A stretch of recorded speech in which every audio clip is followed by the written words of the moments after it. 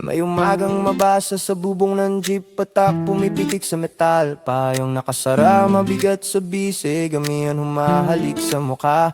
Kalsada kumakalimot sa tanggal ng baha, tila tumitibok lang sa paa ng tao. Radio sa tindahan, boses na palihim, nagsusumiklab ng mga maliit na ulat. May ilaw sa poste na umiilaw pa rin kahit nabasa na ang mga wire. Sinelas na tigang sa putik, pero may mga mata na nakatingin sa araw. May himay-may ng ulap na dumaan, gulong ng jeep nagmumura sa bitak ng asfalto. May sirang bubong sa kanto, plastic sumasayaw sa hangin na malamig.